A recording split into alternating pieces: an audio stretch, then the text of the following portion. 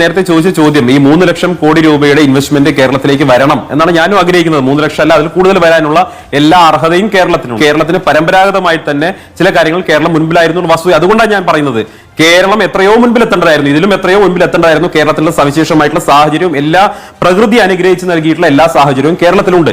ഇവിടെ ശ്രീ സുജാത പറഞ്ഞ ഒരു കാര്യം കൂടി ഞാൻ പറഞ്ഞു. സുജാത പറഞ്ഞ കാര്യം അത് നോക്കൂ, ഇപ്പൊ UP-യെ കളിയാക്കിക്കൊണ്ട് അവർ പറഞ്ഞു, UP-യുടെ അവസ്ഥ അവർ പറഞ്ഞു. ശരിയാണ്, UP ഒരു ബിമാരു സ്റ്റേറ്റ് എന്നാണ് ഇത്രയും കാലം വിളിച്ചിരുന്നത്.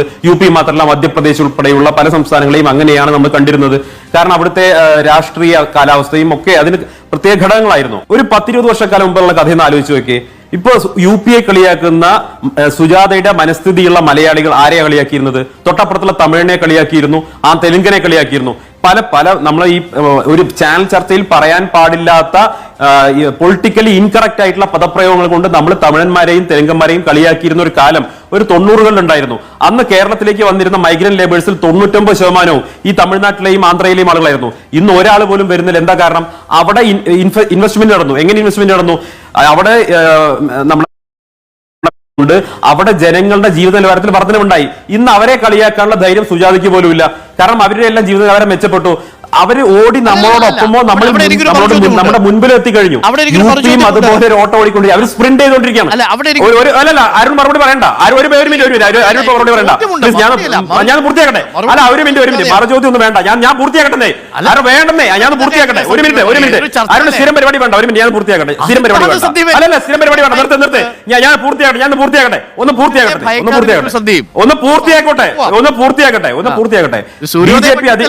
ഞാൻ പൂർത്തിയാക്കട്ടെ. ഒരു ഭയമില്ല ഇവിടെ, ഒരു ഭയമില്ല. കാര്യം പറയട്ടെ, ഞാൻ പൂർത്തിയാക്കട്ടെ. ഞാൻ ഈ കാര്യം പൂർത്തിയാവുന്നതിന് മുമ്പ് നിങ്ങൾ അതിന്റെ കിടന്ന് ഇന്ററപ്റ്റ് ചെയ്യേണ്ട കാര്യമൊന്നുമില്ല. സുജാത പറയുമ്പോൾ ഇന്ററപ്റ്റ് ചെയ്തില്ല. ഞാൻ പൂർത്തിയാക്കട്ടെ.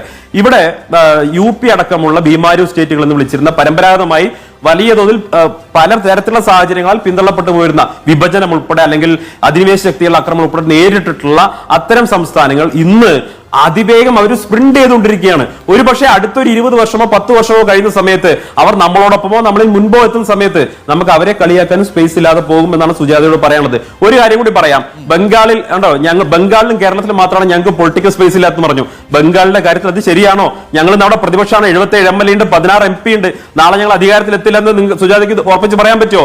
നിങ്ങളുടെ അവസ്ഥ എന്താ? 35 കൊല്ലം ഭരിച്ചെടുത്ത് നിങ്ങൾ വട്ടപൂജ്യാണ്. ഞങ്ങൾ കേരളത്തിലും 15% വോട്ടുള്ള പാർട്ടിയായി മാറിക്കഴിഞ്ഞു. ബംഗാൾ നിങ്ങളുടെ വോട്ടിംഗ് പെർസെന്റേജ് എത്രയാ? 3%, 2%. ബ്രിഗേഡ് ഗ്രൗണ്ടിൽ കൂടുന്ന 5000 പേരെ വെച്ചുകൊണ്ട് നിങ്ങൾ തൃപ്തിപ്പെടേണ്ടി വരികയാണ്. അത്രേ ഉള്ളൂ. കേരളത്തിലെ തൊഴിലാളിക്ക് കിട്ടുന്ന ശരാശരി തുക എത്രയായിട്ടാണ് കേരളത്തിന്റെ സാമ്പത്തിക അവലോകന റിപ്പോർട്ടിൽ പറയുന്നത് താങ്കൾക്കറിയാമോ? 792 രൂപയാണ് ശരാശരി. അത് ശരിയാണ്. കാർപ്പൻ്ററുടെ കാര്യത്തിൽ വന്നാൽ 1000 രൂപയിലധികം പോകും. ഗുജറാത്തിലെ ശരാശരി ഒരു കെട്ടിട നിർമ്മാണ തൊഴിലാളിക്ക് കിട്ടുന്നത് എത്ര രൂപയാണ്? ഹ്യൂമൻ ഡെവലപ്മെന്റ് ഇൻഡെക്സിന്റെ കാര്യത്തിലൊക്കെ നമ്മൾ ഒരുപാട് ചർച്ച ചെയ്തതാണ്. 2002 മുതൽ BJP മാത്രം ഭരിക്കുന്ന ഗുജറാത്തിലെ ഒരു ശരാശരി തൊഴിലാളിക്ക് കിട്ടുന്നത് എത്ര രൂപയാണ്? കേരളത്തിൽ ഇത് 792 രൂപയാണ്. താങ്കൾ പറയും.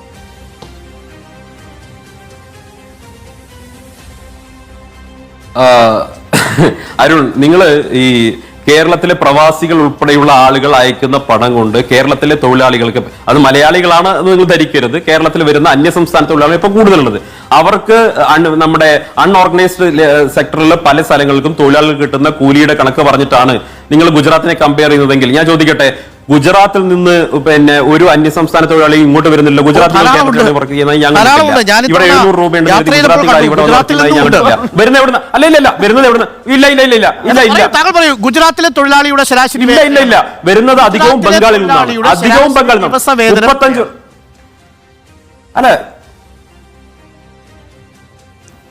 ഞാൻ പറയട്ടെ, അരുണയെന്ന് പൂർത്തിയാക്കട്ടെ. ഗുജറാത്തിൽ നിന്ന് ആരും ഇങ്ങോട്ട് പൊറോട്ട അടിക്കാൻ വരുന്നില്ല. ഞങ്ങളുടെ BJP-യുടെ ഒരു നേതാവ് ഇവിടെ പൊറോട്ട അടിക്കുന്നില്ല. ബംഗാളിലെ CPM നേതാക്കന്മാരെ ഇവിടെ ഹോട്ടലിൽ വന്നിട്ട് പൊറോട്ട അടിച്ചു. കാരണം ബംഗാളിലാണ് 35 വർഷം CPM ഭരിച്ച സ്ഥലങ്ങളിൽ നിന്നാണ് ഇങ്ങോട്ട് ആൾ വന്നിട്ടില്ല. ഞങ്ങൾ ഭരിച്ച ഇല്ല ഗുജറാത്തിൽ. അല്ല, നിങ്ങൾ അങ്ങനത്തെ ഒരു ലോജിക് കൊണ്ടുവരണ്ട. ഗുജറാത്തിൽ വന്ന എല്ലാ മേഖലയിലും കൈവരിച്ച നേട്ടവും മുന്നേറ്റവും എനിക്കില്ല. ഞാൻ മറിച്ചൊരു ചോദ്യം ചോദിച്ചതേ ഉള്ളൂ. പക്ഷേ അത് 250 രൂപയിൽ താഴെ മാത്രമാണ്. 500 രൂപയുടെ ഡിഫറൻസ് ഉണ്ട്. അല്ല, മറിച്ച് ചോദ്യം ഞാൻ ചോദിക്കുന്നേ, അത്രേ ഉള്ളൂ. ഇനി CS സുജാത അങ്ങനെ താരതമ്യം ചെയ്യാൻ പറ്റില്ലെന്നേ. അല്ല, CS സുജാത അതൊരു താരതമ്യമേ